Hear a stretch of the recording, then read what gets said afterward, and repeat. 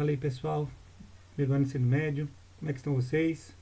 Espero que estejam bem, tanto vocês como seus familiares estejam bem de saúde, passando por esse momento difícil no qual todos nós estamos passando. É, Gente, eu quero deixar algumas orientações para vocês. Essa semana nós estamos começando o ciclo 2 do segundo bimestre. Com o ciclo 2 tem uma nova PA aí para vocês fazerem, correspondente a mais uma nota de vocês. Joia, gente? Seguinte, então o que vocês devem fazer essa semana? Assistir esse vídeo aula. Tenho visto que algumas pessoas não estão assistindo as vídeos aulas que nós temos gravado. E eu quero incentivar vocês a assistirem, galera, né? Porque é importante para vocês, eu creio que vocês podem separar esses 15 minutinhos para estudar um pouquinho, assistindo um pouco dessa videoaula, que dará boas orientações para vocês em relação ao restante da aula e do conteúdo que nós estamos estudando essa semana. Por que eu tenho visto que pessoas não estão assistindo? É simples, né? É só olhar nas visualizações do YouTube. São bem menos do que o número de alunos que nós temos. Outra razão é porque também nas PAs, na videoaula eu dou resposta de algumas perguntas que tenho nas PAs. E algumas pessoas estão respondendo de forma errada porque certamente não estão assistindo às videoaulas. Então fica aqui o incentivo para você assistir a videoaula. Videoaula então vocês devem assistir e depois de assistir essa videoaula, faça a leitura. Uma leitura aí das páginas 23 até 32 do seu livro, capítulo 2, bom? Caderno também 2. E posteriormente, os exercícios na página 31 e 32. É o que eu peço a vocês para esta semana. Tá joia, gente? Por favor, quinta-feira eu posto a correção dos exercícios pedidos e passo também mais uma vez o incentivo à participação no fórum nessa quinta-feira. Gente, hoje nós vamos estudar capítulo 2, a Alta Idade Média Oriental. Nós vamos falar especificamente sobre o Império Bizantino.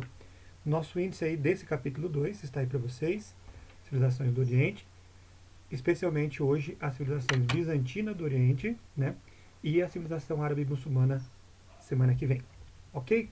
Então vamos falar um pouquinho a respeito da civilização bizantina. O Império Romano, né, nós estudamos um pouquinho a respeito disso já anteriormente, foi dividido em duas partes, o Império Romano do Ocidente e o Império Romano do Oriente. O Império Romano do Ocidente teve como capital Roma, e o Império Romano do Oriente teve como capital a Nova Roma, que se transformou posteriormente em Constantinopla. Essa divisão foi feita por Teodósio em 395, quando o Império Romano já estava se fragmentando. A divisão foi feita para que houvesse uma administração melhor do grande Império Romano. Entretanto, essa divisão apenas acentuou a divisão que já havia culturalmente entre essas duas regiões do Império. O que nós temos aqui chamar a atenção de vocês é o seguinte: o Império Romano do Ocidente ele vai durar até aproximadamente 476, quando vai se desfragmentar totalmente e será assumido pelos povos germânicos, entre eles principalmente os francos. E o Império Romano do Oriente continua vigorando até 1453. A pergunta que se faz normalmente é por que será que o Império Romano do Oriente durou tanto tempo a mais do que o do Ocidente? Uma das razões encontradas é justamente pelo desenvolvimento comercial da parte oriental. O Oriente se desenvolveu muito mais comercialmente do que a parte ocidental. Então essa seria a principal razão do desenvolvimento maior ou da duração maior do Império Romano do Oriente.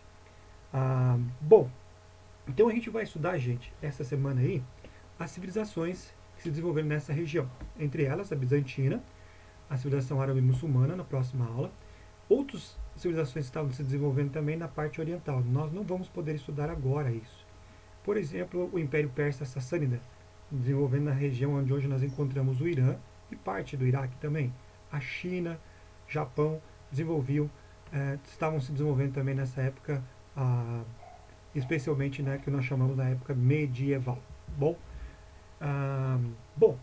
a civilização bizantina e árabe muçulmana. Vamos falar um pouquinho a respeito de cada uma delas. É interessante falar, gente, que essas civilizações, a civilização especialmente bizantina, ela possui heranças gregas e também heranças orientais ou asiáticas no meio dela. Ela conseguiu misturar, por isso ela se tornou alvo de tantos estudos e até hoje ela é muito emblemática justamente por causa da mistura de elementos gregos, né, ou seja, ocidentais, com elementos orientais das civilizações asiáticas. Ela certamente influenciou e teve influência, né, da sociedade feudal que se desenvolvia na Europa Ocidental neste momento. São contemporâneos. Aconteceu no mesmo momento do desenvolvimento do feudalismo, havia o fortalecimento também da civilização bizantina. Também ela vai preservar diversos elementos da cultura antiga, da cultura grega e da cultura romana da antiguidade. Tá certo, gente? Então isso é importante a gente ressaltar para vocês.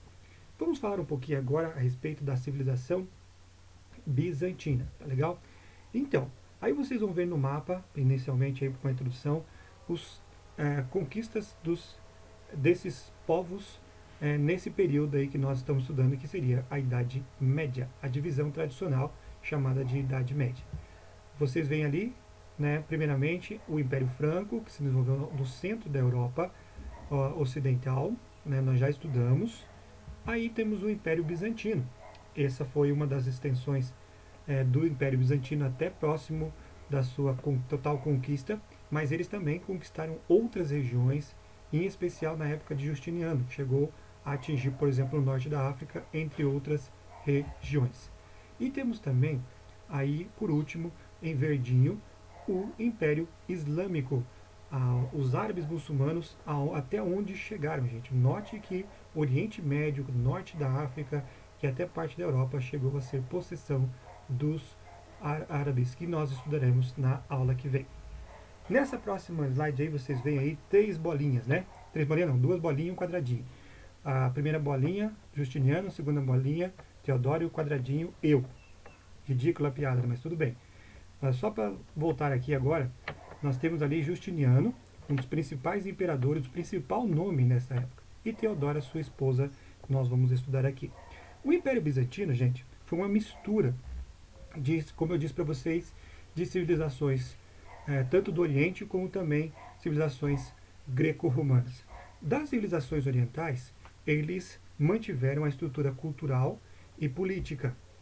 Da civilização grega, eles mantiveram a língua. A língua oficial era o grego. Da civilização romana, eles vieram justamente a máquina administrativa e a religião, que era a religião cristã. A religião cristã, ela se manteve a principal religião deles, só que de uma forma diferenciada, e nós vamos ver ainda hoje a respeito disso. Como eu disse para vocês, a origem desse império foi em 395, quando Teodósio dividiu o império em 2 partes, o Império Romano do Ocidente e o Império Romano do Oriente. Tá joia, gente? É importante aqui pensar para vocês que esse império vai se formar ao redor de um líder, e esse líder é um líder central, um líder com características até despóticas e também que procurava centralizar todos os poderes na sua mão. Esses líderes, chamados de reis para nós, na cultura bizantina eram chamados de basileus.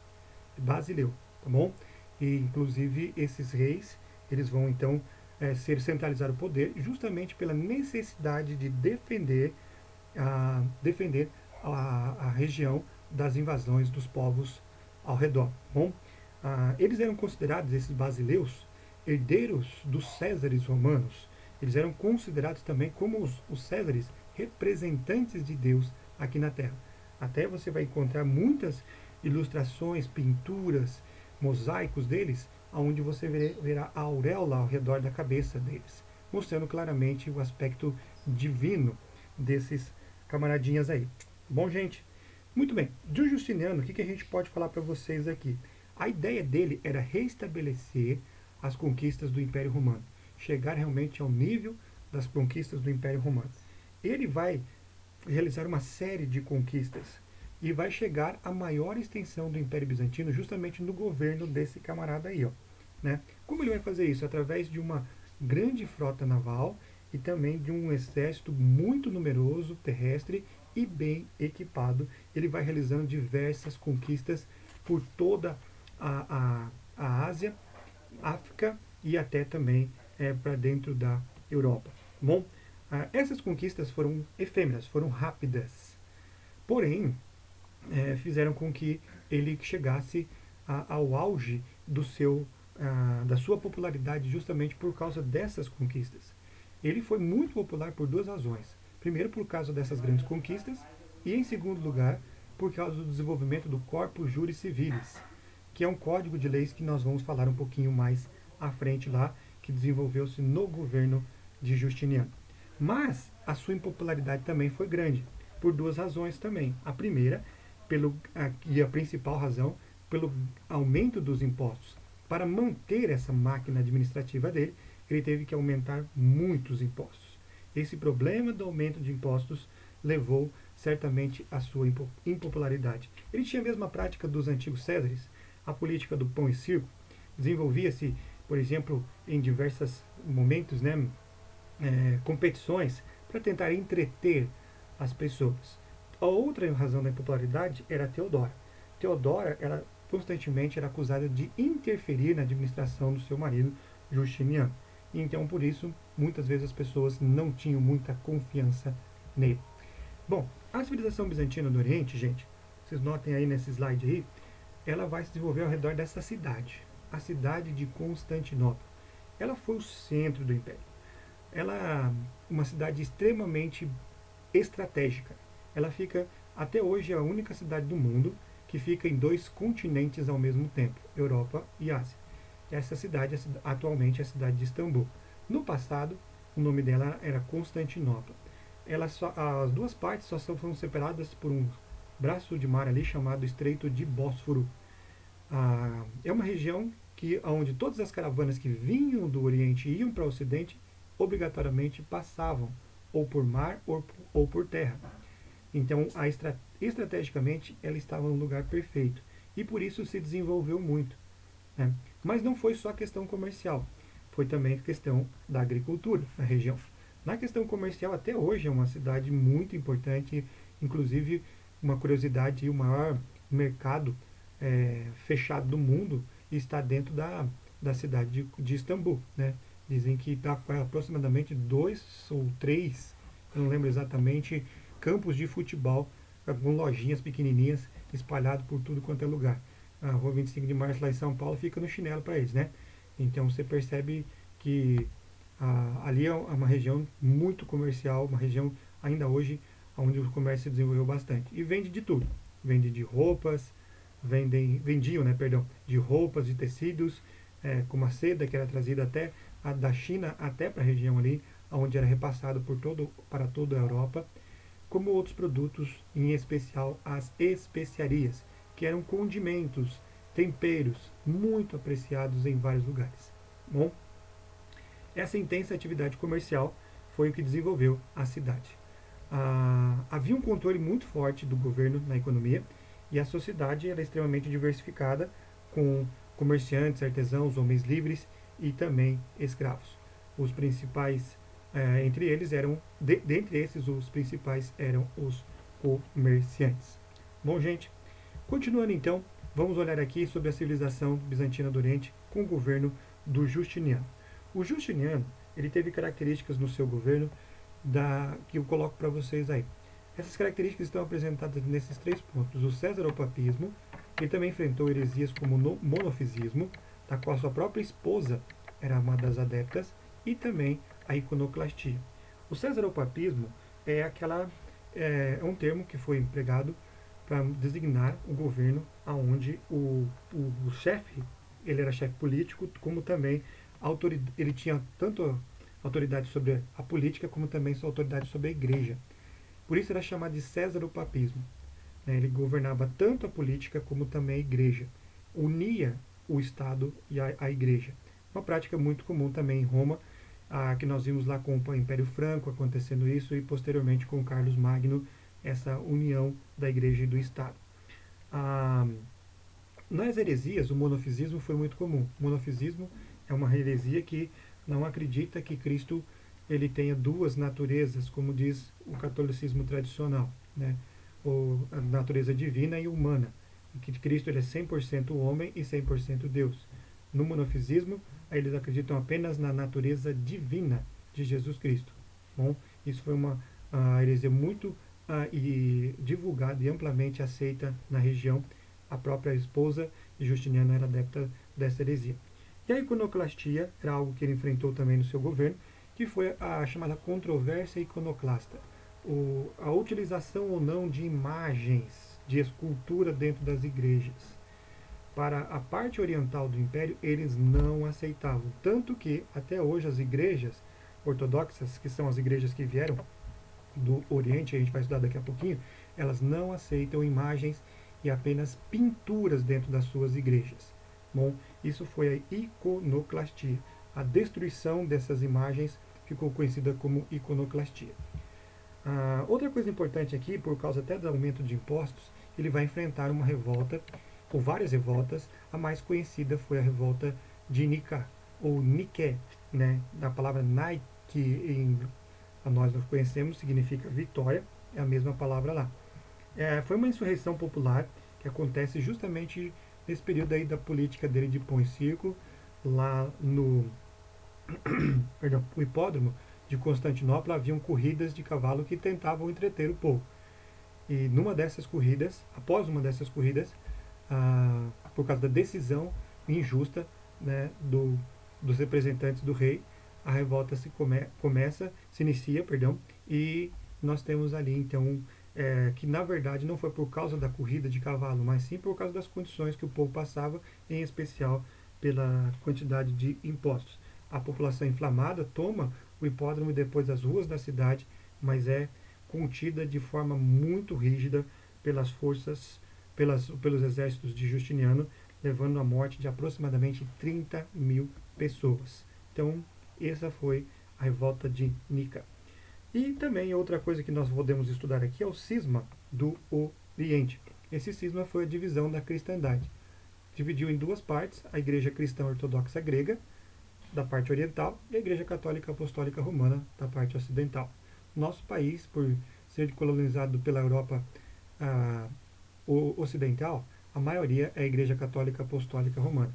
Mas existem alguns grupos que ainda hoje, por exemplo, especialmente na nossa região, descendentes de ucranianos, descendentes de russos, entre outras partes dos eslavos em si, eles ainda seguem essa igreja cristã ortodoxa.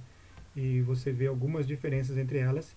Justamente está uma delas, eles têm as mesmas crenças, a Trindade, entre outras coisas mais, mas porém as práticas religiosas são um pouco diferentes. Não possuem, por exemplo, imagens de esculturas, as igrejas cristãs ortodoxas gregas. Eles realizam um batismo diferente, que é o batismo por afusão. Jogam a água, derramam a água sobre a cabeça da pessoa. Na Igreja Católica Apostólica Romana é aspersão, é somente apenas pequenas gotas na pessoa. Bom, então são algumas diferenças que acabaram fazendo com que eles se dividissem, e em 1054 houvesse a divisão das duas igrejas, e até hoje elas são divididas. Foi um momento em que muito tenso entre as igrejas, mas que agora está um pouco melhor o relacionamento entre essas duas igrejas. A civilização bizantina ela vai começar a cair dele queda, devido a diversas invasões de povos estrangeiros, né? Outro problema também foram as crises sucessórias. Após Justiniano, isso vai acontecer constantemente. Crises sucessórias de sucessão ao trono levaram à fragmentação do império. A insatisfação das províncias com o governo central também foi uma das causas pela queda do Império Bizantino, que chegou ao fim em 1453 com a tomada de Constantinopla pelos turcos otomanos. Nessa época já o império era muito pequeno e os turcos otomanos vieram tomar uma cidade e transformaram a cidade de Constantinopla na atual Istambul. Em relação à cultura bizantina, é muito interessante. Eu já tinha falado para vocês sobre essa integração cultural, essa mistura de elementos gregos, romanos e também orientais. Algo que fascina muitas pessoas, inclusive a mim. Eu acho muito legal essa questão cultural deles, as representações, tanto na arte como arquitetônicas, que são fantásticas. Eles preservam, por exemplo, boa parte da cultura grega é preservada para o mundo através da cultura bizantina. E isso só vai aparecer novamente no mundo depois do Renascimento moderno, que é algo realmente bem interessante. Tá bom? A arquitetura deles está representada através dos mosaicos. Vocês sabem como funciona, são pedaços pequenos de pedras e coisas desse tipo, em que eles desenham coisas bonitas, imagens de pessoas e entre outras imagens que são através dos mosaicos. É muito comum a representação de mosaico na cultura bizantina. As abóbadas, que são as partes especialmente representadas em igrejas com círculos, né, e cúpulas, muito comuns na arquitetura bizantina. E o Corpus Juris Civilis, que é um código de leis, que foi um código compilado de leis do direito romano. E a iniciativa de quem fez isso foi justamente Justiniano, onde essas leis visavam a trazer uma administração mais eficiente do Império Romano.